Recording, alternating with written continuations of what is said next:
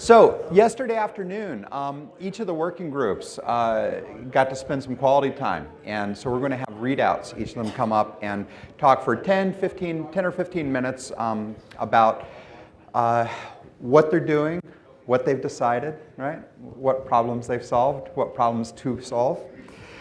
So we've got a few folks coming up. So we're going to do base services, lighting, core, data-driven API, developer tools, and then also we're going to have a readout on connected cars. So that was a kind of ad hoc meeting that happened yesterday, but there was much more than expected interest, large number of OEMs and tier ones participating, and some pretty interesting next steps that they want to do. So first up, we're going to have Josh Hertzberg is going to go ahead and talk to you about the base services.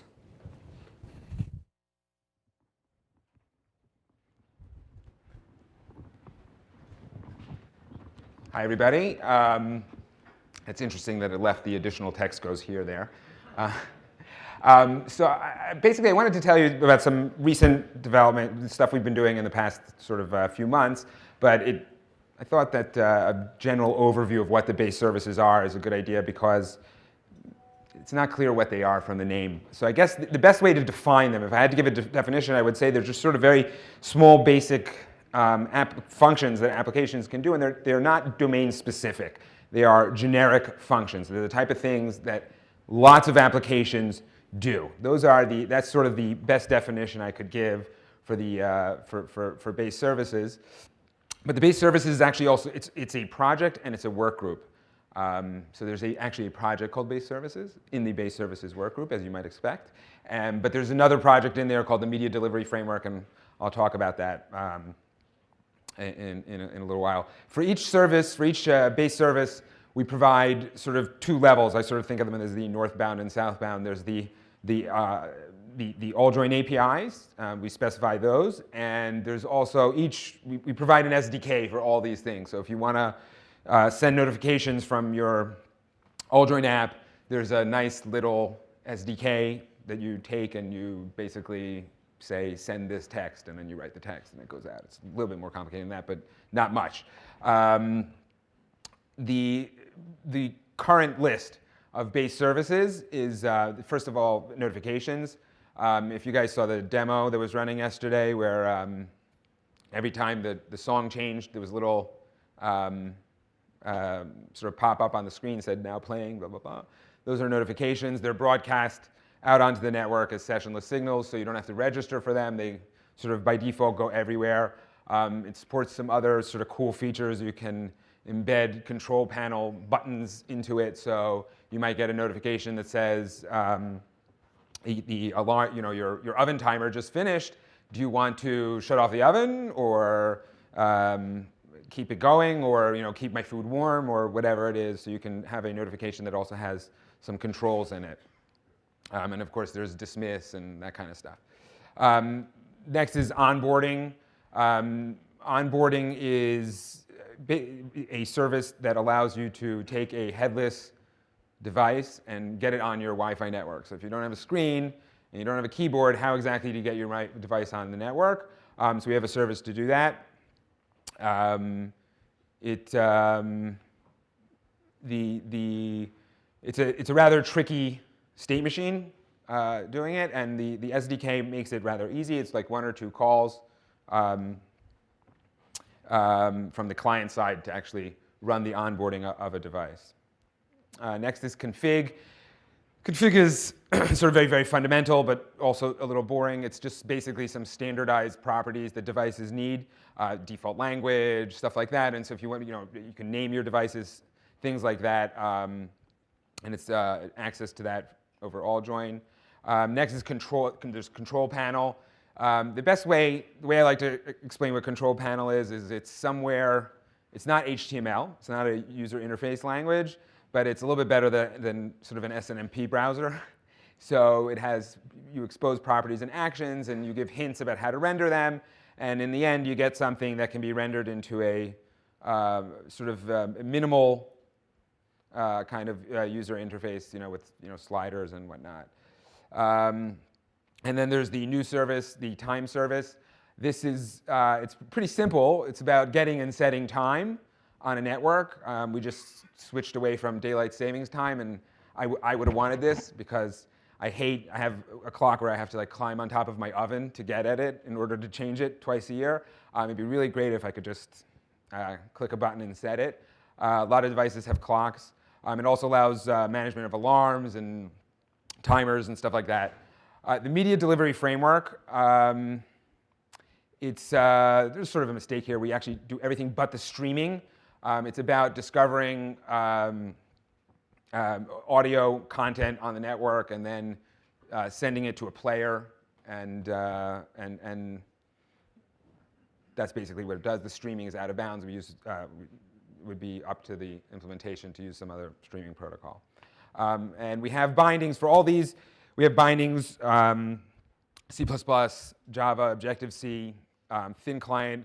A bunch of these have JavaScript that's not in this working group, that's in the core working group. It's part of the AllJoin.js project. So our next release is the 14.12 release, which will be coming out in 15.2. That's because the name of the release, I don't know if everybody knows, the name of the release has to do with the compatibility with which version of core. So the time service it's up, it's in Git right now, but it's not going to be officially released until the end of February, so that it will be compatible with the 14.12 version of core. So like I said, the basic use cases are setting clocks, synchronizing clocks, and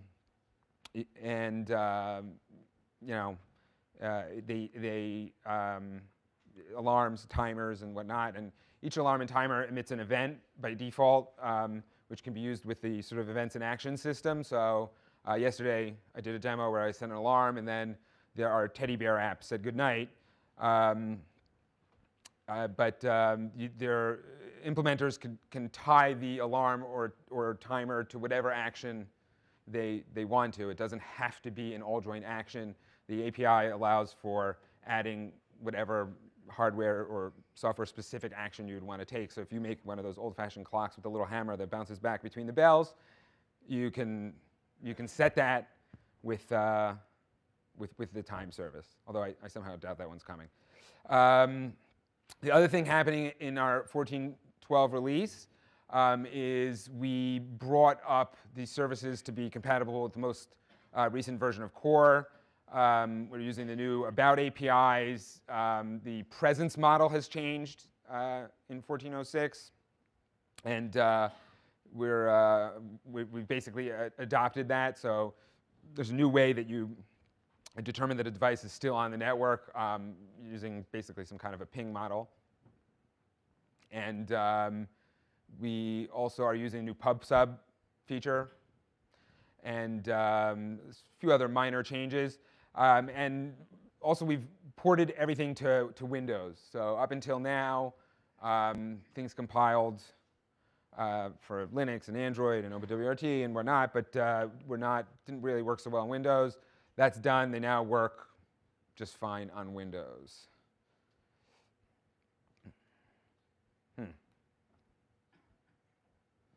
How do I? It seems to be stuck.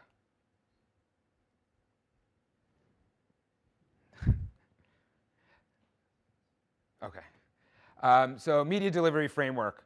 So the media delivery framework it's coming out by the end of the year. It consists of two services.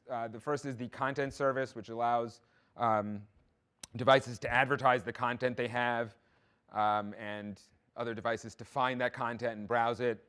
And then there's also the control service. So once I've found a piece of content that I'm interested in, I can then make a playlist and send it to a player and do play, pause and stop and all those things that incredibly intuitive interface that everybody knows with the back button, the forward button, and all that. But also, it has shuffle and all that kind of stuff.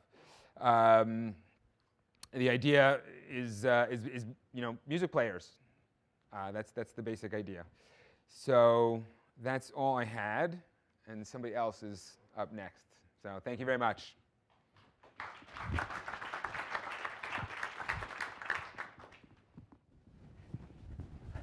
Great. So next up, we're going to have lighting.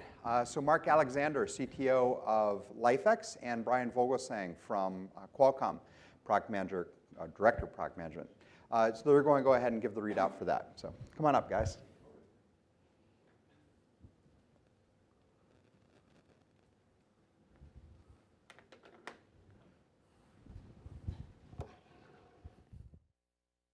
Thanks,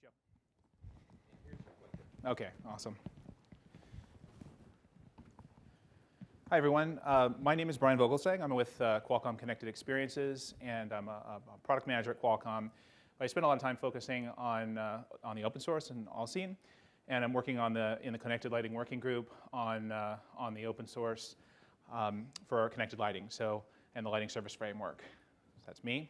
Yep. Mark. My name's Mark Alexander. I'm CTO of LifeX. We do connected lighting products. Okay, so we're going to give you guys just a little bit of a readout today on what's happening in the Connected Lighting Working Group. There's a lot of exciting things. So I think if we could go to the first slide here. We'll see. All right. Yeah. The Connected Lighting Working Group and the Lighting Service Framework proposal was submitted and approved on April Fool's Day, on April 1st this year.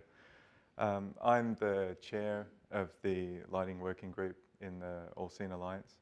And the active contributors are Qualcomm, Connected Experiences, and LifeX.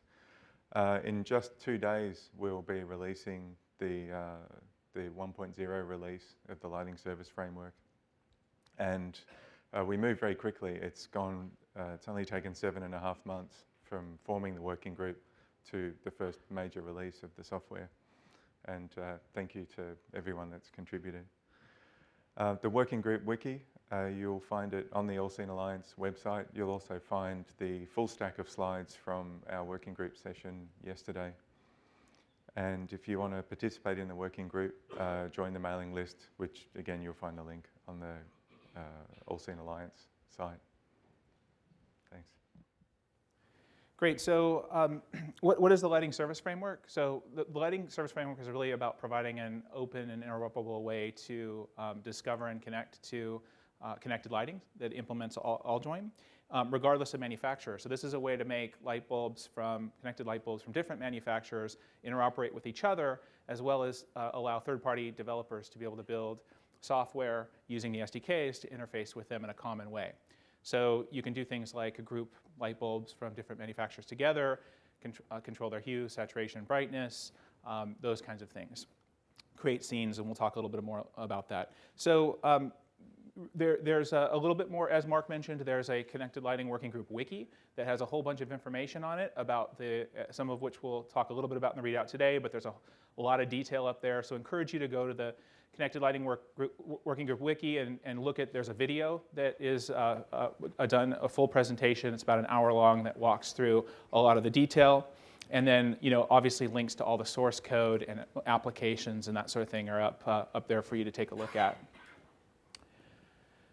Now, wanted to talk about a little bit of some of the features briefly before I get into the architecture. So the Lighting Service Framework provides a number of capabilities, one of which is discovering capabilities of the lamps themselves. So what are the lamps in the environment? What are they? Do they support color? Do they support tunable color temperature? Do these lamps, what are their brightness levels? How many lumens do they support? What are the capabilities of the lamps in the environment? Who are the make and manufacturers of those lamps? That sort of thing. So the APIs in the Lighting Service Framework allow you to discover the devices around you, the lamps around you, and their capabilities. It also allows you to, once you've discovered those lamps, to be able to manipulate them. So if you know that they're a color light bulb, you could change their hue or their saturation or their color temperature. Or you could change their brightness as a developer or as an independent device that wants to communicate with those lights. It lets you create groups amongst those devices. So perhaps you want to group all the lights in the kitchen together, or perhaps you want to create 3 groups, one for your overhead lights in the kitchen, and another one for the kitchen nook, and another one maybe for the under the counter lights. And then you want that group to be a part of your whole home group, so that when you turn on all the lights in the home by just flipping the switch on the whole home group, and now every light in the house goes out. So grouping is really important. Presets is another capability within the lighting service framework where you can take a particular setting that you like a certain brightness, hue, saturation. Like my daughter plays with the LifeX lights all the time, and she likes maybe a certain pink color for her room, so she can save that out as what's called a preset. The preset is then stored. She can give it a name, like Pretty in Pink, and then she can turn any light in the house to Pretty in Pink she wants by just recalling that preset. And then there are capabilities in the service framework around scenes. So being able to take the scenes are sort of like little automations that you can have around the lights. So perhaps you might want to have a dinner scene, like sitting down to eat dinner, and you might want to manipulate certain lights in your dining room a certain way. So you might want to transition them to a certain lighting state over a certain period of time. You might want to do that individually with different groups of lights. So the scenes allow you this capability to do a little bit of automation. There are also effects in the connected lighting in the lighting service framework. The effects allow you to do things like transition the lights to a particular value over a certain period of time, or perhaps pulse the lights. And that's important for notification purposes. Like some of you may have seen, there's demos out here where a sensor triggers and the sensor then causes the lights to blink. Maybe it's you leave your refrigerator door ajar for a certain amount of time, and now you want the lights in the kitchen to blink to let you know that that's happened. So the lighting service framework includes the ability to create these scenes that include these effects and that sort of thing. So, and again, all these are implemented in a common way across manufacturers. So as a developer or as a device manufacturer who want to integrate with the connected lights in the environment, you can discover dynamically the capabilities of the lights in the environment and then interface with them in a common way regardless of the manufacturer. So, so those are the kind of scenes, being able to, or the features, being able to manipulate the lights, being able to create presets, being able to do grouping, and be able to do scenes. So let's talk now just a little bit about the architecture of the lighting service framework. I can take this one. Do you? Okay. Okay. So there's 4 different components. Are there any questions? Yeah, we want to leave a little bit of time for questions at the end. There's 4 components. So there's parts that go in the bulb itself. That's the lamp service. This is really small. It's like a kilobyte of SRAM and 5 kilobytes of flash, so really, really tiny. It's also dependent on the thin core library, so that has to be in the lamp as well. So that's all the lamp OEM has to implement. And then there's a thing called the lighting controller service. The lighting controller service maintains all the groups and scenes and presets, all those things that we talked about. And so the lamps themselves connect up to the lighting controller. And you can have multiple lighting controllers in the environment. So you may have, they may be in your hubs or gateways or routers or in your mobile apps themselves. And so, so when you come into an environment with a lighting controller, if there's multiple lighting controllers, they arbitrate and vote, and one becomes a leader, and the other ones become followers. So there's a lot of technology within the lighting service framework that sort of sort these things out. What this allows you to do is put the lighting controller in lots of different devices. You can put them in the routers and gateways and hubs. You can put them in the mobile apps themselves. So LifeX can put it in their app. So you're sort of bringing your own controller into an environment in case the controller doesn't exist. So that's the lighting controller. It's a mandatory component. It communicates out with the lights. Then we also have sample applications for both iOS and Android, full source code implemented on the wiki that you can download and take advantage of. These are really meant to be jump starters for OEMs who want to build connected lighting products and they want their own control apps and that sort of thing. So this is a way for them to get started really rapidly. And then there's a lighting SDK for Android. So you can use the lighting SDK to discover and interface with light bulbs, create these scenes, and that sort of thing that we talked about. So there's some, the working group has some plans to extend the lighting SDK to do some other features in future releases. As Mark mentioned, we're just doing a release this Friday. So sorry here, should have silenced my thing.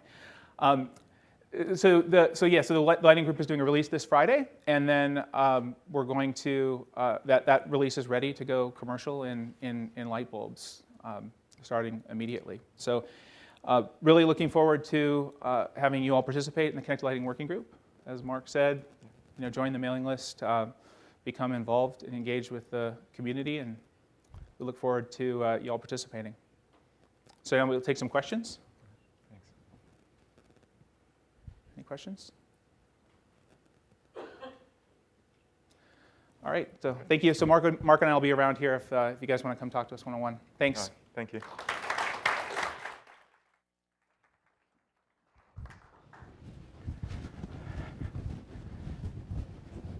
Great. Thank you very much. So next up, Marcello is going to talk to you about core. And he doesn't need slides. I'm that good. No, I don't have slides. I'm going to start my talk off with an excuse because apparently my laptop doesn't run off of wall power anymore, which I discovered this morning when I turned it on and it had 7% battery left. So the ability to make slides was greatly hampered. So just really quickly, I assume most people know what core is, but for those of you that don't, core, there's 4 main projects in core. There is the standard client or standard core library, which includes the routing node, the thin core library, which is what Brian was just alluding to that runs in light bulbs. There is the AllJoin.js project, which is basically layering a JavaScript engine on top of the thin core library to allow really, really easy embedded systems programming. And we actually have a lab this afternoon for people that are interested in learning about AllJoin.js. And then there is the Security Manager project, which is one of the components of Security 2.0, which is a nice segue into what we started with yesterday. So in the meeting yesterday, we started with a presentation of Security 2.0, and I think that was alluded to in one of the talks yesterday as well. So that went well. There were some good questions. There was some good back and forth on the architecture there. And then we went through the status of 14.12 and the release, which is currently looking on target. The thing that's really exciting about this particular release is it will be the first release that has significant contributions from entities other than Qualcomm Connected Experiences. So both Microsoft and Technicolor have some fairly significant items. If you're interested in seeing what's going on in the release, you can log into the Jira ticketing system. And there's actually a dashboard been created. So if you go to dashboards and do a search, you can see there's a 14.12 dashboard, and you can look at all the open tickets and the tickets that are waiting to actually be closed, but they're resolved, et cetera, et cetera. So we're relatively on track for that. Having been doing software for a very long time, I will not claim that it will definitely branch on Monday, but that is the target. And I don't anticipate there being any significant delays with that or any delays at all at this point. After we went through sort of the status of the upcoming release, we then talked about roadmap items. And I kind of cobbled together a list of possible future roadmap items, either for the following release, which is 15.4, or even longer term. And most of those, there are already features in the Jira ticketing system that talks about feature requests that aren't being worked on right now.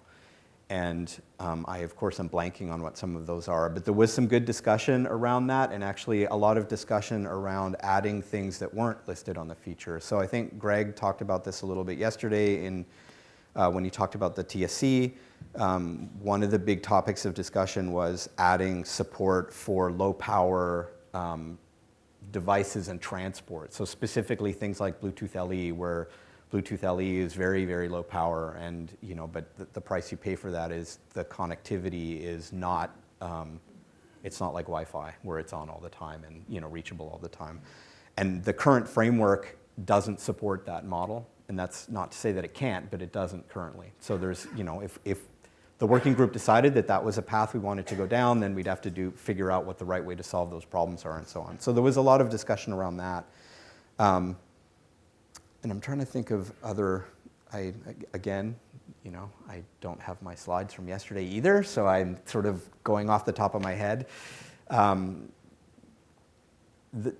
can't remember the other features off the top of my head. I will put the slides on the wiki. I haven't done that yet, so I did actually work to slides yesterday, and I put notes about the discussions that happened in the notes section of the slides, which was what I was planning on using to talk today. And I won't make my excuse again, but I will put those on the wiki, on the core wiki, since the meetings, essentially it was a working group meeting yesterday. Next time we'll just update the wiki instead. Yeah, that's what I should have done. But see, I still didn't have a laptop. Anyway, so that's pretty much it. I not quite as much content as everybody else, but if anybody has any questions about what's going on in core, or what happened in the meeting yesterday, I would be happy to answer them. Rob? So this thing happened with my laptop. Are there any actual questions? Yeah.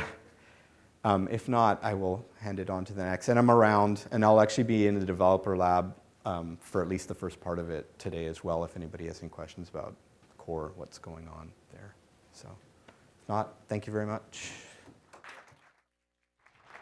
Awesome. The developer lab, you should really check it out. Even if you don't write code, at least understand what's going on. There's a strong sense within the community that this all-join.js is really something quite brilliant for lowering the barriers of entry, for being able to get people who are not hardcore embedded systems developers working in this ecosystem. So next up, data-driven API. So pub sub for sensor data and such things. Dominique.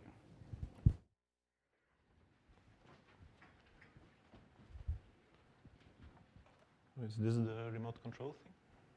Yeah. The big button in the middle. Okay, so good morning. I'll be talking about the data-driven API. And I'm going to start off with if the thing would work. Wrong button, this button, yeah. I'm going to start off with the same tired statistic that you've heard umpteen times by now. So there's going to be a lot of devices connected to the internet, and according to one source, it's going to be by 2020 about 26 smart objects per person in the whole world. So what can you do with these things? You can make them work for a start, instead of not work. Yes. So can somebody help me out here? Yeah, thank you. So one of the things you can do is do the typical remote control applications. If you have 26 smart objects, that's a hell of a lot of remote control applications that you're going to have. The next thing you can do is analytics and telemetry. And Sean did a marvelous job of convincing people that analytics and telemetry is really important, really exciting. But I made my slides in advance, so I can't really undo the following. Sorry. So let me just state, those are very important use cases, very necessary to incorporate them in the AllSeen Alliance, but it's not really what the data-driven API working group is about. We're really more about the kind of reactive things, the kind of Internet of Things devices that are exemplified by, for example, the Nest thermostat, which is a thing that observes its environment, draws conclusions, and then acts upon the things that it has observed, which is a really powerful paradigm, and I think we try to sell that for a lot of time by now in the keynotes, for example. Especially if you try to think of what is the environment for those devices. So today, a Nest thermostat comes with a lot of sensors in the box that try to determine whether you're in the home, etc. But if you have those 26 smart objects lying around and being connected, why not use those as the environment that you're observing to learn stuff from and to have even better behavior towards the end user? So this was what we in the Data-Driven API Working Group consider the interesting part, the part that we want to enable. Now, why do we need a special Data-Driven API for this? So you have these 26 smart objects. That means if you think of them as subject-observer pairs, and potentially you have up to 650 pairs of one device observing another, that's a lot. If you take into account that most of those are mobile devices, battery operated, wireless, will be sleepy, will not be online all the time. There will be instances when you turn on your microwave or your baby monitor that half of the network links drop out. So devices come and go basically all the time. It's a very challenging environment to actually build reliable communications upon. And we feel that the classic all-join interaction model that's really service-oriented, where you have a device announcing I have a service, and a consumer of that service has to discover that device, explicitly set up a session, and then go query that device via closely coupled RPC interactions to actually extract the data that it wants to know. That's a model that doesn't really scale up to those 650 observer pairs where you have this constant dynamic behavior.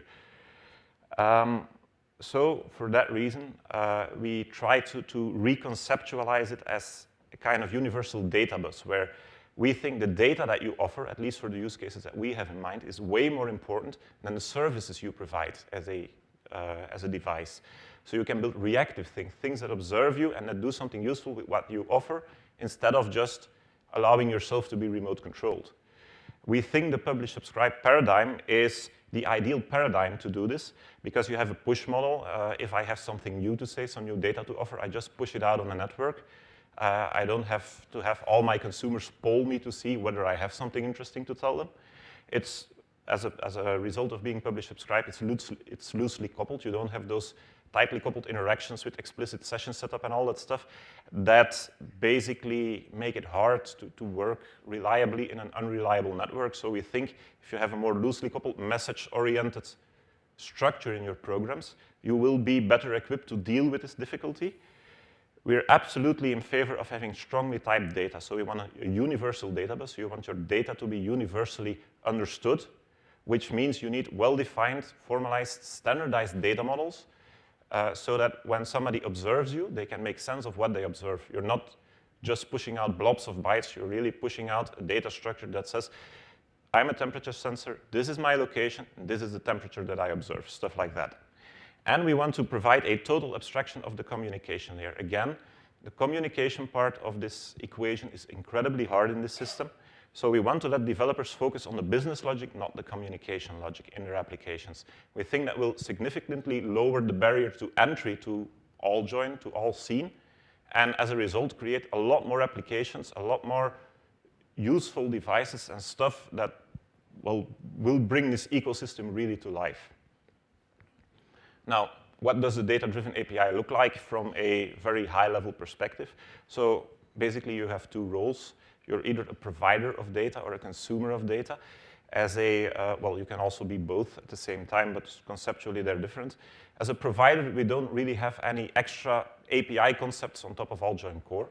Basically, you just put the same buzz objects on the core that you did before, but you adhere to a number of rules. You're not going to do really funky ad hoc stuff in your session setup and stuff like that, so that when a random consumer comes by, he knows how to contact you and how to observe you.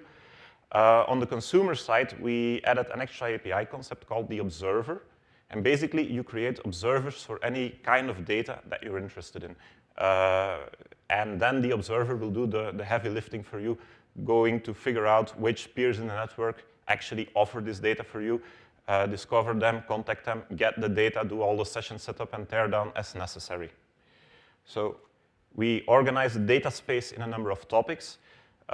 Temperature, humidity, the state of a light bulb, that kind of stuff, with those aforementioned well-defined data types.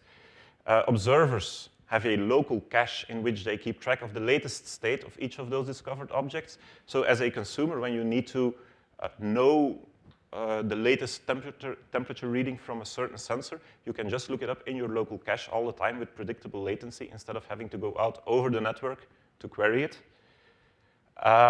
If you have state updates, for example, temperature reading changes, that is propagated automatically under the cover from the providing application to the consuming application, and then the observer will trigger a callback in the application to inform the application of the fact that, well, there's some new data for you, and this is the new sensor reading or whatever. And we totally try to abstract away the whole concept of peer discovery. So if a new provider comes in, and it has data that's interesting to you, you will just see that data pop up in your local observer as just an extra object. It's not like you first get notified, well, here's a new provider, and then you have to go query it to see, do you have something that interests me, and then go get that anymore. So that was a basic idea of what we try to achieve here. Where are we today? So we have a C++ version of the data-driven API that is more or less complete in the sense that we feel very confident about the API that we came up with. It's incredibly simple to use.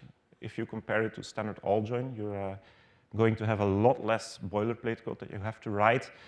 You're also going to have a little less freedom in how you're using the framework, but we think that's a really good thing because it allows random consumers to come by and observe you, to understand what you're offering because you're not doing anything out of the ordinary. So nobody needs to have a prior knowledge of how to contact you and how to interact with you. For this C++ API, we have an experimental version already out in the Alliance repositories. That's more or less in line with the 14.06 release of AllJoin Core. And we're working very hard on a production-ready version based on 14.12. And we hope to have that released alongside 14.12 for Core or slightly after, depending on some other dependencies we have. Other language bindings, especially Java is planned, but also iOS, are targeted for the next releases of AllJoin. So next to the basic data-driven API, we actually depend on a code generator and on the standard AllJoin introspection XML language to define those data models. Now, the standard introspection XML language is a bit underspecified. It allows you to specify the basic data type of your interface, but it doesn't go really into detail. There's a lot of stuff in there that's really open for interpretation. So we're working alongside the core working group on extensions to this definition language to make it more clear, more unambiguous. And the initial enhancements have been done. Will be introduced in the release 14.12 for the code generator. Subsequent evolutions, we have some wild ideas around introducing optional fields, enumerations, support for the evolution of data models, stuff like that. That's all for next releases pending approval of the guys in the core working group, because this is something that goes beyond the data-driven API. It's something that we need to agree on all. And then you have the code generator itself. So DDAPI makes use of the code generator to basically take away all the hassle of doing manual type description, manual interface descriptions, all that stuff. It saves you from typing a lot of boilerplate. It also saves you from making mistakes while you type that boilerplate, so that's a good thing. And we have a version for the experimental API that is already in the Alliance repositories, albeit on a feature branch. And we're now working to get the code generator released again alongside or slightly after AllJoin Core for 14.12. And then we can release those two in concert, the data-driven API and the code generator. So that's it for me. Thank you. Any questions? Go ahead. The Bluetooth LE sort of example that we just heard in the prior case, is the data-driven API one of the ways that we could use, say, onboarding an iPhone, because now you can use Bluetooth to talk to it. Right? That's just one example, but I think BLE is a very important way that we'd like to move AllJoin messages, but it does have this limitation of it's kind of hard to do some of the presence through it. So is that one of the areas you're looking at? And I guess, is it an answer to consider to use the data-driven approach through that type of physical interface? I'd have to study it a bit more. To be honest, I'm not really familiar with that.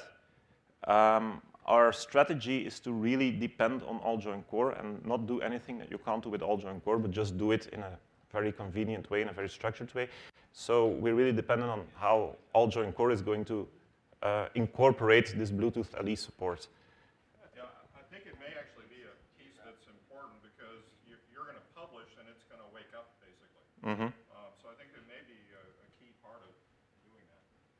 Yeah, one of the things that we actively try to do is have the concept of a cache both on your reader side, on the observer side, and also have a bit of caching on the writer side, so that when an observer, a consumer, wakes up later, it's able to still catch up with stuff that it missed. So I think we have something going there that might work. Okay. Any other questions? All right, thank you for your attention.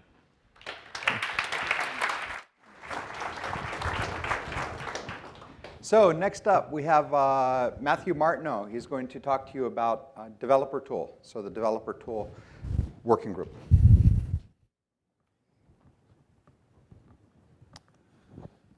Hi there.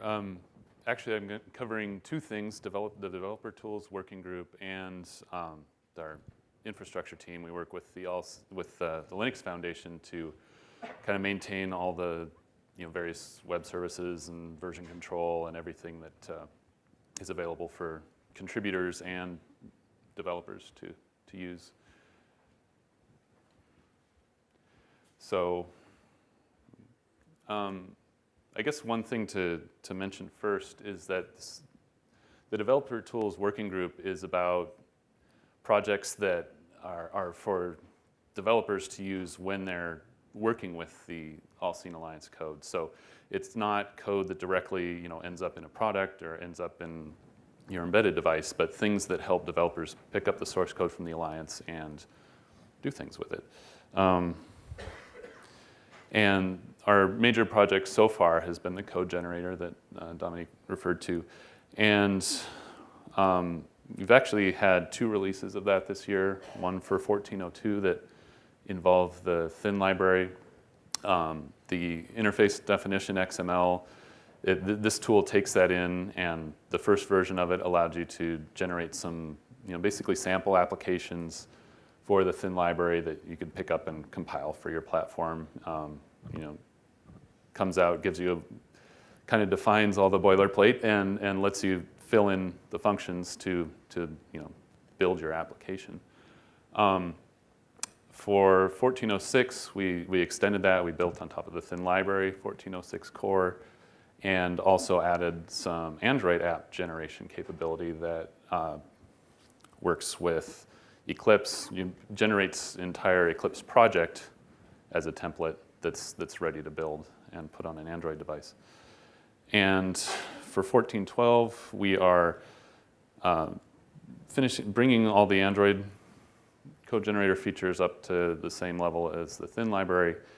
And also, the data-driven workgroup participants we've worked, they've contributed some code. We've merged that in. That'll be part of our next release to allow generating C++ code that works on top of the data-driven API. And as the first point of contact, where to go if you have questions about the code generator, it's not clear what step to take next. We have our AllSeen dev tools at list.alljoin.org mailing list. And if there are projects you have in mind that would make things easier for developers, let's get in touch. We can work together to propose new projects to make that easier. We've also had a contribution from Octoblue for a Node.js module that wraps around the standard library. It covers core functionality and some notifications. I've hear from a lot of places that people are interested in using this and expanding on it. It's still very early, and if you'd like to get involved, I think getting in touch on the mailing list would be a great place to start. And so the other role I've been playing is to coordinate a lot with the Linux Foundation on just the infrastructure, what developers see, all the tools they have for version control and things like that. So these are the 6 tools that show up for most that are on most developers' radar. Some are more relevant for contributors to Alliance projects. Some are for users to also utilize. And so the top one, Garrett, is our code review system. That's where all the code contributions come through. Everything that comes from any contributor and any registered Alliance, anyone with a registered Alliance account, which is different from being an Alliance member. Anyone who signs up, agrees to the terms and things, can make code contributions, and they upload those contributions into Garrett.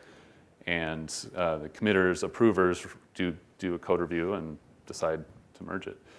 And so that's, every single contribution, there's that statistic we've thrown around, about 2,700 commits. Every one of those has been through this system. We have a Q&A site, ask.allseenalliance.org. It's sort of a Stack Overflow style site, if you're familiar with that, where users, developers, contributors can ask questions, and the answers, people from the various working groups or the user community will answer them, and the answers get ranked, so the good ones float up to the top. We actually, as a second function on the AllSeen Alliance Git server. There's just a source code browser. You can look through the history, see all the branches and things like that. We've got the wiki. We've got the mailing lists. One thing I want to remind people is that if there's something where it's not clear where to go next, the mailing lists are always the best place to start. And if there's not a clear working group to go to, AllSeen Discuss is kind of the general catch-all. And if you send something out there, we'll try to get you pointed in the right direction. And then finally, there's Jira, which is our bug tracking and work tracking system.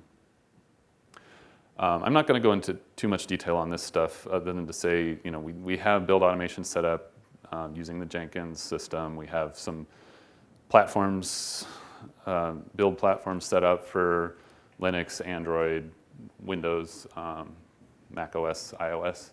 And they're pretty heavily, we're using it a lot. The core and base services working groups have kind of paved the way, getting all that going. It's ready to use for other working groups. Lighting is up and running, and other working groups, we're ready to get you set up there. And we are, alluding to the future stuff here, we are working with the Linux Foundation to define ways to make it easier for working groups to submit changes through the code review system. Basically, the build definitions would be run through the code review system, so we wouldn't have to set up special administrator privileges and things like that. The build automation stuff, just in terms of getting people to get hands-on with AllJoin, you can go here and you can download, daily builds, builds that are done 4 times a day. You can get binaries for, different platforms. A bunch of folks at Microsoft wrote a 2-page blog of workaround instructions on how to load the SDK into Visual Studio 2013. And I mentioned it to Matt and Ken, and a week later they had Visual Studio 2013 SDK daily builds up here. So you can just go, click, download, use. Right. It's a really great way to get people hands-on without having to first, set up their compiler environment and so forth. Yeah. So the daily builds, come off master branches, release branches, things. They're not quite the golden tested, fully, those things. But we do, they are, great if you can be on the bleeding edge and you want to skip some of those steps. They're great. And if you want to go to releases, there's allseenalliance.org/releases, where you can download the final products. And it's not flipping to the next slide, guys. Okay, and so we have this AllSeen infrastructure list that goes for questions about any of those other sites. If you want to contribute to existing builds or set up your own as a contributor, we have those options. And just to wrap up what we talked about in our breakout session yesterday, kind of a couple takeaways, not really specific about our developer tools, like the code generator specifically, but things that concern developers and that concern the people in the room. Learn that people have a very strong preference to build from source rather than necessarily utilize some of our binary SDKs. So, we have some builds that have been more complicated, but those are ones we have binary SDKs for. So, in terms of priorities, we've said, well, since the binaries are available, maybe the more complicated builds are okay. But people, the feedback is, we really need any build from source to be accessible. And as came up in the TSC meeting yesterday, this was something echoed in our breakout group of, we really need, make it really obvious, someone comes in, go to allseenalliance.org, I'm a developer, I want to use this code, just point me in the direction to get 10 steps and just get me off the ground so I can build something and see it work. And we have a lot of resources spread around, but kind of having that more centralized, more discoverable will be a big win for people. So that's what I've got. Thank you very much.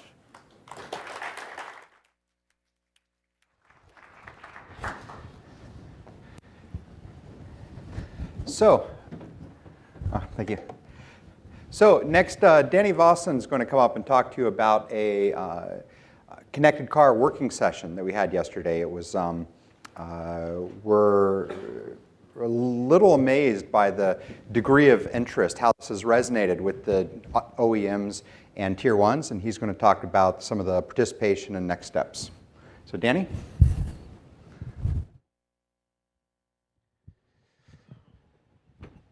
Good afternoon, everybody. Danny Vosse, Technicolor. I hosted yesterday the Connected Car session. I don't have slides as it was not an official working group as were the previous ones like lighting and data-driven APIs.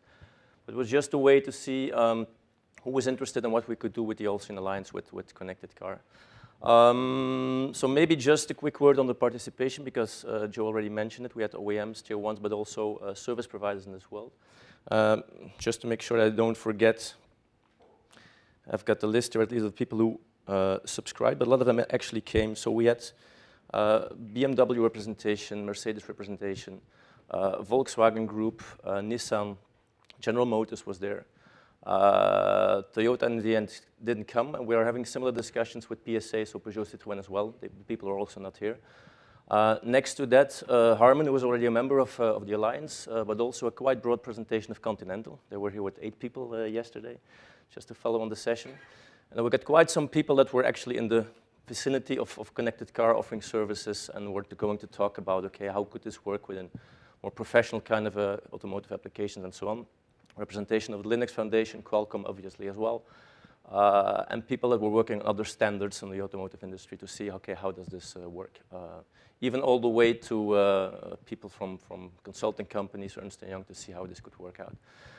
It was just like, call it a bit of a sniffing session, like it was a very, I would say, active session with a lot of discussion, going all the way from use cases to, okay, what do we do and how does the car position itself in the IoT world. So just as a next step, we said, okay, we don't want to stop right here, given the fact that there's a lot of interest from people in the industry to see what can we do with the Alliance. So the goal would actually be to set up an official working group. And what we're going to do a bit off-site in the back end is with the group that was present, that wants to participate, going to describe a bit what the objective of such a working group within the AllSeen Alliance would be. And here the goal is not only to have, for example, only OEMs or only the big names, but really see what the interest of the whole industry would be there. So that's why we're aiming at a broad representation in the working session. We're also going to try to get an objective that gets a broad consensus and say, okay, this is what we actually need to set up in the Alliance. So the goal would be that next time at the next summit, we would have more like an official working group here, and we could have some maybe some stuff, but this will all depend on how the next couple of weeks and months evolve. But given the fact that there's quite some interest of industry players, I think we can do something there. So just as a quick update, there's not only, because this was one of the remarks, it's often seen as only a smart home or in the house kind of alliance. It's also going outside of that. I think automotive is a very good example how this plays out. Thank you.